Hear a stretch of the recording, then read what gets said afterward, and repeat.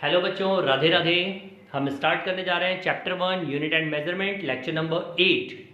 यहाँ पे हम डिस्कस कर रहे हैं एप्लीकेशन ऑफ डायमेंशन एनालिसिस का लास्ट टॉपिक जो थर्ड था, to derive the formula dimensionally.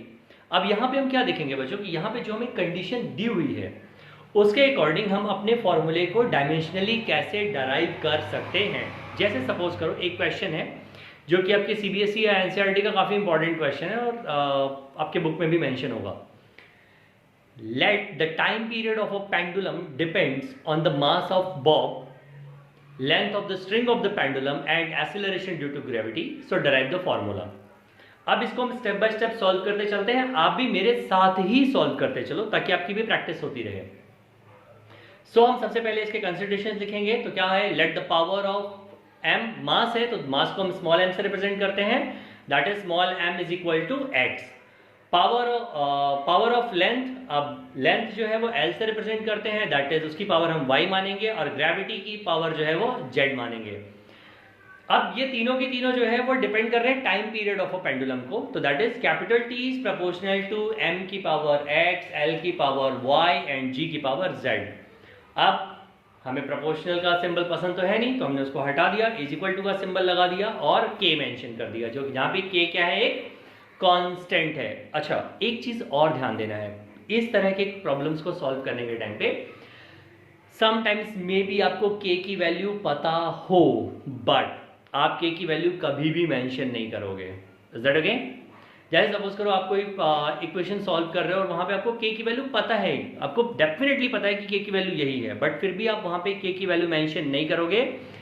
पूरी प्रॉब्लम सॉल्व करने के बाद एंड में आपको सिर्फ एक ही स्टेटमेंट लिखना है, that is where k is constant, that's all. Okay, so t is equal to k m की पावर x, l की पावर y एंड g की पावर z, और इसको हमने मान लिया इक्वेशन नंबर 1। अब हमें पता है बच्चों कि अगर हमारी ये इक्वेशन करेक्ट है तो दोनों साइड के जो डायमेंशंस होंगे वो हमेशा क्या होने चाहिए, वो इक्वल होने चाहिए। So if equation 1 is correct then dimension of left hand side is always equal to dimension of right hand side. अब इसको ही लेकर के हम आगे इसको सॉल्व करेंगे। अब t फॉर टाइम है तो टाइम की पावर 1 हो जाएगी, बाकी m और l हमारा 0 हो जाएगा, तो इसकी डायमेंशन क्या हो जाएगी, that is m0 l0 t1 is equal to, अब आगे बढ़ लेते हैं, m की पावर x, l की power y and lt minus 2। Gravity याद रखो, gravity is always a acceleration due to gravity है, तो एक्सीलरेशन का ही फॉर्मूला हो जाएगा चाहे किसी के भी रिस्पेक्ट में हो, तो that is lt minus 2, lt minus 2 की power z। So now the formula is m0 l0 t1 is equal to dimension m की पावर x, l की पावर, अब ऊपर y और z ऐड हो जाएंगे तो l की power y plus z and t की पावर माइनस 2z। अब हम दोनों साइड के पावर्स को कंपेयर कर लेंगे, तो हम देख रहे हैं m की पावर राइट हैंड साइड में x है और लेफ्ट हैंड साइड में 0 है, तो x की वैल्यू हमारी क्या आ गई, 0 आ गई, सीधी सीधी। अब y प्लस z को हम सॉल्व नहीं करेंगे, पहले हम z को सॉल्व कर लेंगे। तो t की पावर माइनस 2z है और लेफ्ट हैंड साइड में t की पावर 1 है, तो minus 2z is equal to 1, तो z इज इक्वल टू क्या हो जाएगा, माइनस 2 हमारा इस साइड जाएगा, दैट इज माइनस 1/2 हो जाएगा। अब हम l की पावर को सॉल्व करेंगे। l की पावर राइट हैंड साइड में है y plus z and left hand side में 0 है, तो y plus z is equal to 0। y minus z का हमने ऑलरेडी ऊपर निकाल के रखा हुआ है, वो मेंशन करेंगे, तो y minus 1/2 is equal to 0, y is equal to 1/2।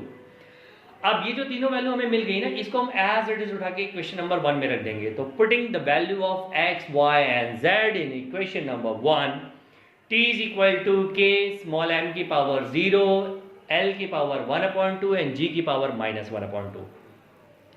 k constant है वो एज इट इज रहेगा, m की पावर 0 है, अगर किसी की भी पावर 0 हो जाती तो उसकी कोई वैल्यू नहीं होती, उसको हम साइड में कर लेंगे।